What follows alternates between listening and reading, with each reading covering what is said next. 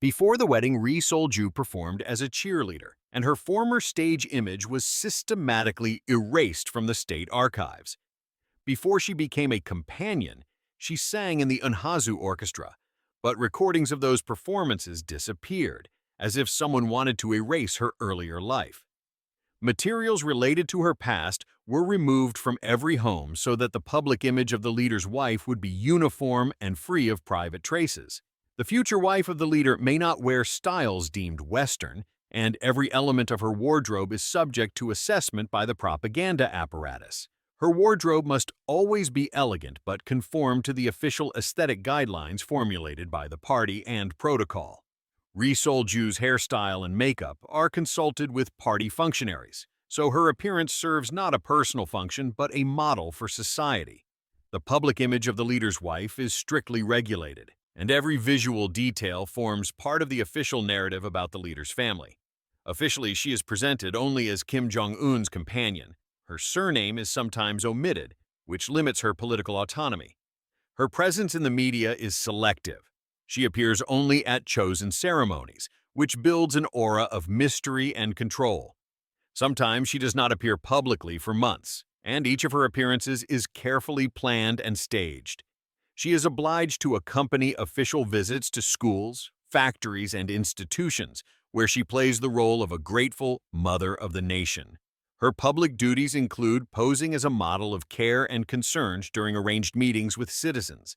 Loyalty to the dynasty is absolute. The wife is expected to show total devotion to the Kim family and the party line. Fidelity also entails unconditional respect for parents-in-law and ancestors, even if personal relationships do not exist. Information about Ri Sol-ju's children is strictly secret.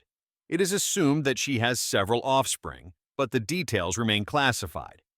Neither the names nor the appearance of the offspring are revealed to the public, which protects the family's privacy in a propagandistic sense. Except for exceptional diplomatic visits, she does not leave the country. Her movements are limited to controlled protocol. She lives in a golden cage. The luxury of the residences combines with a ban on free travel and foreign contacts. A team of ladies-in-waiting and female bodyguards operates around her, who both observe and report every step she takes. The service is both an entourage and a surveillance system, guaranteeing security and political vigilance. After the marriage, she could no longer continue her musical career. The stage was replaced by the duty of representing the family. Instead of developing passions, she was assigned to a role whose demands exclude her previous artistic interests. She lives in palaces and wears branded garments from well-known fashion houses, but the luxury is imposed and has a propagandistic significance. Branded clothes and jewelry serve as image tools, not an expression of personal taste or choice. North Korean media portray her as a model of the ideal mother, often posing with other families' children instead of her own. This image is meant to create a picture of caring providence, even when private relationships remain closed and hidden. All former acquaintances have been severed. Her circle consists of people selected and controlled by the apparatus. The network of contacts is carefully sculpted by the services to eliminate uncertain influences and protect political stability. The pressure of untouchability means every public mistake can have tragic consequences, even for a dynasty member.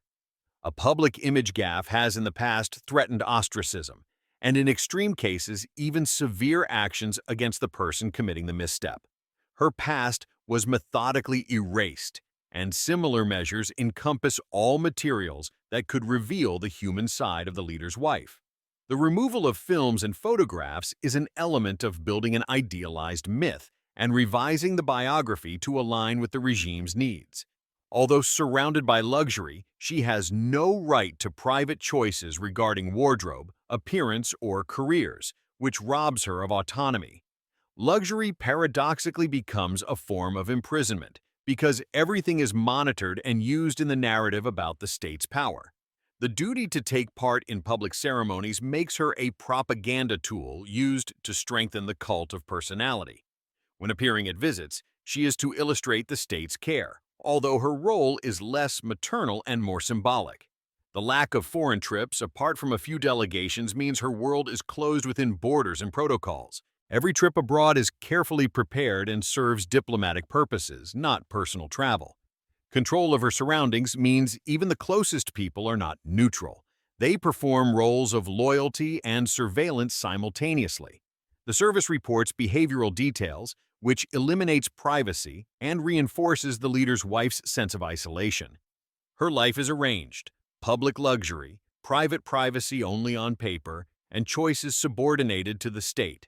The inability to return to the music stage is a symbol of lost agency when talent becomes a victim of a representational role.